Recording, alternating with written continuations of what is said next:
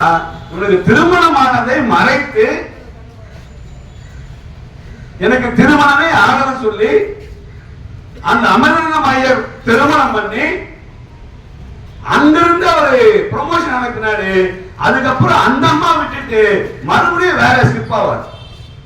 அதுக்கு பின்னாடிதான் அந்த அமரலிங்கம் அம்மா என்ன சொன்னா, எனக்கு இந்த திருமண வாழ்க்கை வானா, என் வாழ்க்கை முடிஞ்சு போச்சு சொல்லி எல்லாத்தையும் விட்டுட்டு சாமியாரா போனாங்க.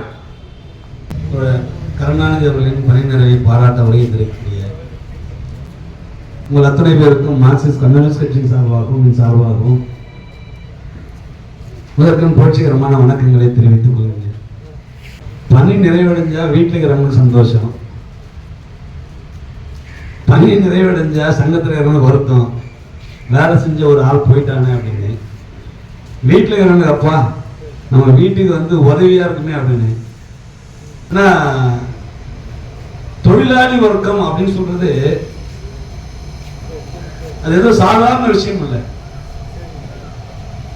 தகிழி சிவசங்கரன் பிள்ளை அப்படின்னு சொல்லக்கூடிய ஒரு பெரிய எழுத்தாளர், சாகித்ய அகாடமி விருதெல்லாம் பெற்ற ஒரு எழுத்தாளர். அவர் வந்து ஏணிப்படிகள் அப்படின்னு ஒரு நாவல் எழுதியிருப்பார். நீங்க வாய்ப்பு கிடைச்சா அந்த நாவலை படிங்க. அந்த நாவல் என்ன அப்படின்னு சொன்னா, அது கேரளாவை மையப்படுத்திய ஒரு நாவல். அது ஆக்சுவலா ரியல் ஸ்டோரி. அது அந்த நாவலா பண்ணியிருப்பார். ஒரு சாதாரண ஃபேமிலியில் இருக்கக்கூடிய ஒரு ஆளு அரசு அலுவலகத்துல கிளார்க்கா போய் சேருவார். அப்ப அவருக்கு வந்து குவாலிபிகேஷன் அவ்வளவுதான் இருக்கு, அதுக்கு மேல கிடையாது. ஒரு கிளார்க்கா போய் சேர ஒரு ரிட்டையர்ட் ஆகும்போது என்னவா மாற முடியும்? என்னவா மாற முடியும்? ஆனா அவரு தலைமை செயலாளராக இருந்து ரிட்டையர்ட் ஆவார். அது எப்படி நடந்திருக்கும்? ஒரு அலுவலகத்தில் குமாஸ்தாவா போய் சேர்ந்த ஒரு ஆளு அவர் ரிட்டையர்ட் ஆகும் போது வந்து சொன்னா தலைமை செயலாளரா ரிட்டையர்ட் ஆவார்.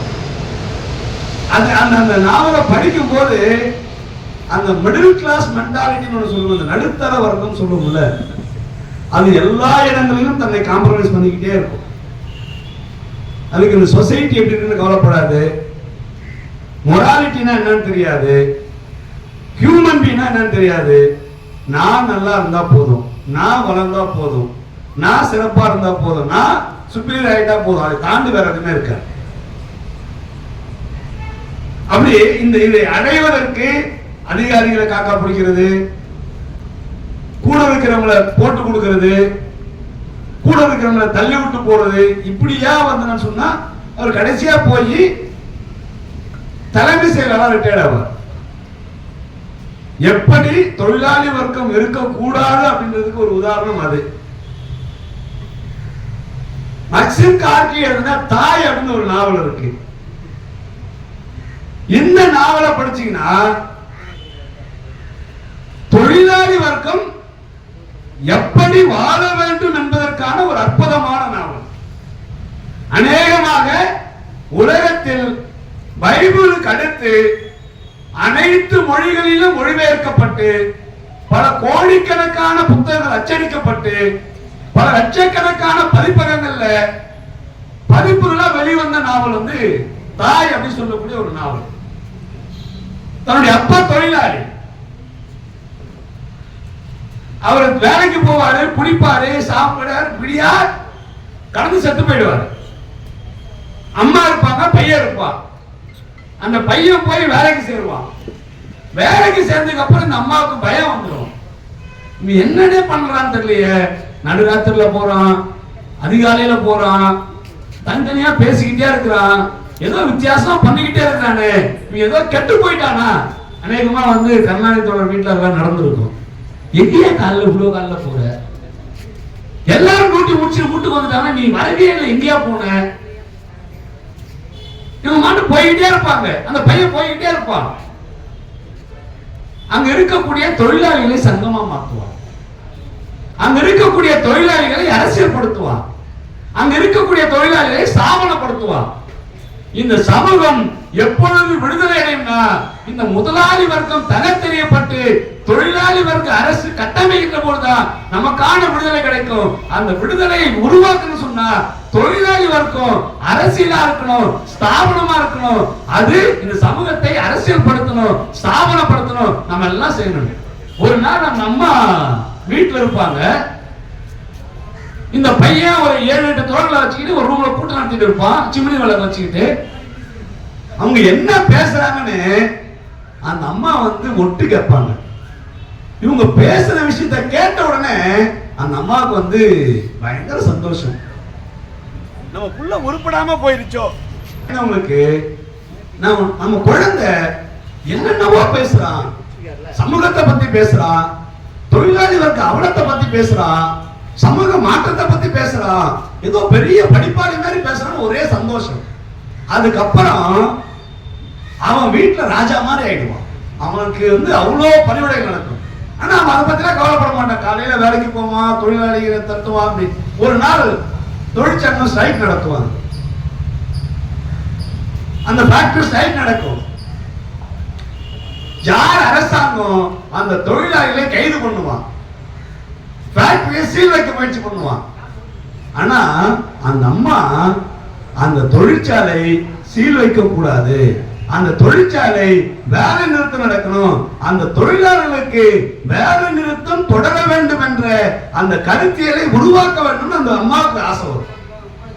அந்த அம்மா என்ன பண்ணுவாங்கன்னா, தன் பையன் படிச்சது எழுதுனது அந்த நோட்டீஸ் இதெல்லாம் எடுத்து வச்சுக்கிட்டு சுண்டல் விற்கிறவங்க மாதிரி போய் அந்த தொழிற்சாலையில் இருக்கிற அனைத்து தொழிலாளிகிட்டையும் இந்த பிரசுரம் எல்லாம் கொடுத்து நீங்க வேலை நிறுத்தம் பண்ணணும், இந்த வேலை நிறுத்தம் தான் உங்களுடைய வாழ்க்கையை பாதுகாக்கும், சமூகத்தை பாதுகாக்கும், நீங்க தொழிலாளிகள் புரட்சிகரமா செயல்படணும் சொல்லி யாருன்னு சொன்னா அந்த படிப்பறிவே இல்லாம தன்னுடைய மகனை பார்த்து இந்த சமூகத்தை உள்வாங்கிய, இந்த சமூகத்தின் மாற்றத்தை புரிந்து கொண்ட முதலாளி வர்க்கத்தை வேற இருக்காமல்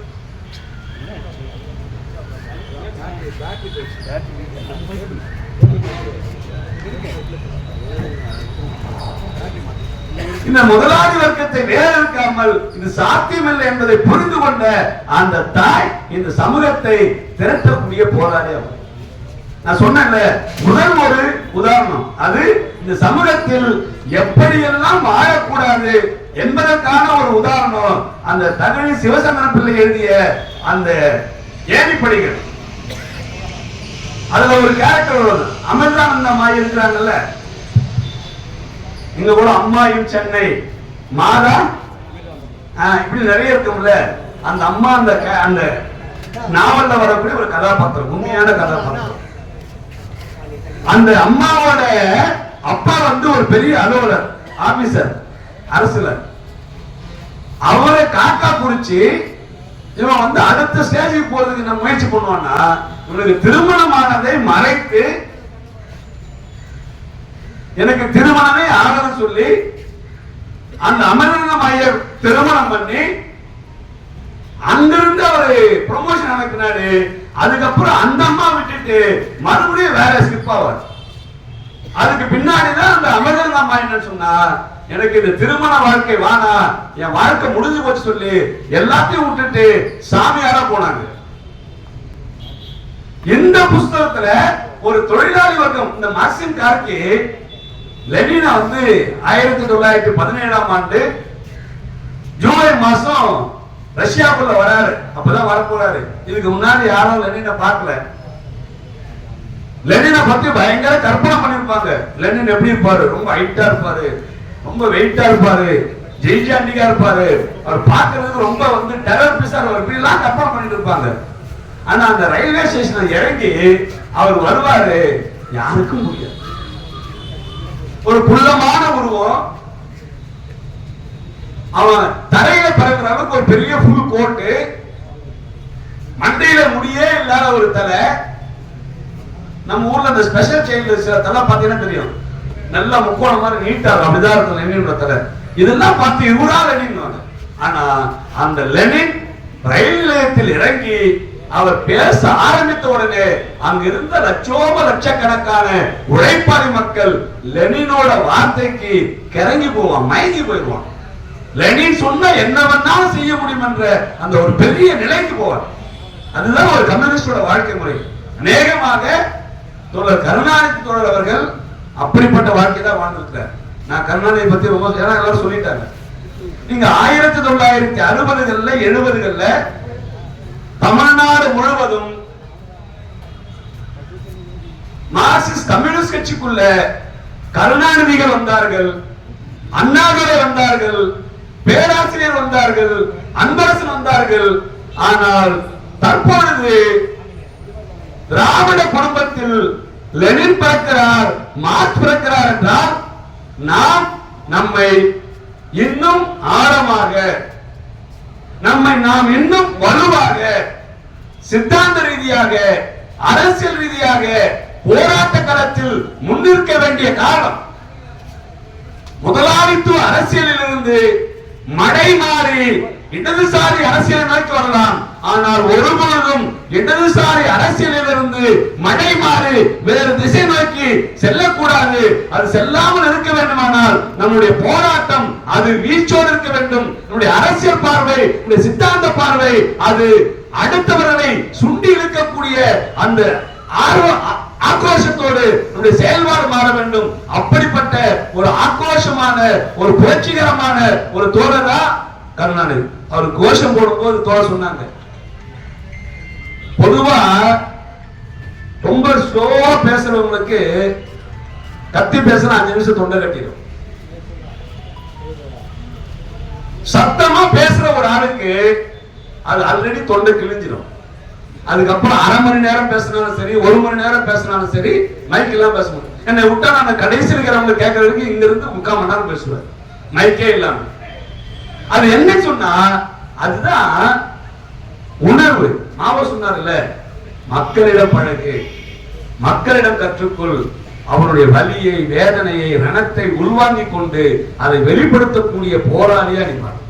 எனக்கு இந்த சமூகத்தோட வலி புரிஞ்சிருச்சுன்னா, இந்த சமூகத்தோட வேதனை புரிஞ்சிருச்சுன்னா, அந்த வலியும் வேதனையும் என்னை அமைதிப்படுத்தாது, என்னை ஆக்ரோஷப்படுத்தும், என்னை கோபப்படுத்தும். என் தோட்டத்துல கிடைக்கிற சாதாரண புழு நான் காலை வச்சு மதிச்சா அந்த புழு நெண்டி நவுந்து ஏதாவது வகையில என்னிடமிருந்து தப்பித்துக் கொள்ளலாம் என்று போராடுகின்ற பொழுது அனைத்தையும் புரிந்த, சமூகத்தை புரிந்த, தத்துவத்தை புரிந்த, மாற்றத்தை புரிந்த நம்மை மாதிரி இருக்கக்கூடிய ஒரு ஊழியர் இவ்வளவு சமூகத்தில் நடக்கக்கூடிய அவலங்களை பார்த்து, அக்கிரமங்களை பார்த்து கோபப்படாம, வேகப்படாம அமைதியா வாழ சொன்னா அது வாழ்க்கை, அது சமூகத்திற்கான வாழ்க்கை இல்லை.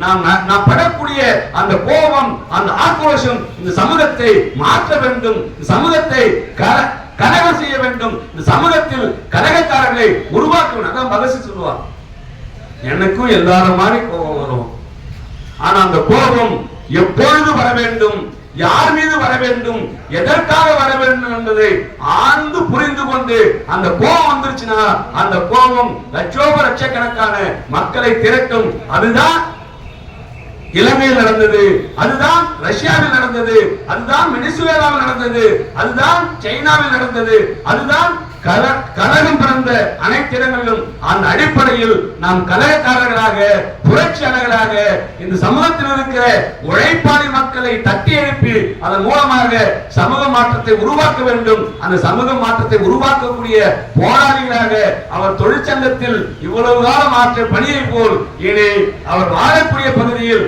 மார்க்சிஸ்ட் கம்யூனிஸ்ட் கட்சிக்காக அங்க இருக்கக்கூடிய உழைப்பாளி மக்களை திரட்டக்கூடிய அந்த ஒப்பற்ற பணியை மேற்கொள்வார். எப்பொழுதும் கம்யூனிஸ்டுகளுக்கு ஓய்வு என்பது கிடையாது. கம்யூனிஸ்டுகள் நான் சாய்ந்த வரை இந்த மக்களுக்காக, இந்த சமூகத்திற்காக உழைப்போமை ஒழிய ஒருபொழுதும் பணி நிரந்தரம், பணி ஓய்வு, பணி பாதுகாப்பு என்ற அந்த ஏற்பாடுலாம் கிடையாது. அதை தாண்டி சமூகம், சமூக விடுதலை, சமூக மாற்றம், அந்த மாற்றம் நிகழ்கிற வரை என் வாழ்நாளின் இறுதி மூச்சு வரை போராட வேண்டும் என்ற அந்த உயரிய லட்சியத்தோடு தோழர் கருணாநிதி அவர்கள் இந்த சமூகத்தை மாற்றக்கூடிய அந்த புரட்சிகரமான பாதையில் இன்னும் வேகமாக, இன்னும் உற்சாகமாக, இன்னும் ஆக்ரோஷமாக அவர் பணிபுரிவார். நிச்சயமாக அவரோடு இணைந்து நாமும் பணியாற்றுவோம், சமூக மாற்றத்தை உருவாக்குவோம் என்று கேட்டுக்கொண்டு தோழர் கருணாநிதி அவர்களை மீண்டும் ஒருமுறை என் சார்பாகவும் மாவட்ட குழு சார்பாகவும் வாழ்த்து விடைபெறுகின்றேன். நன்றி.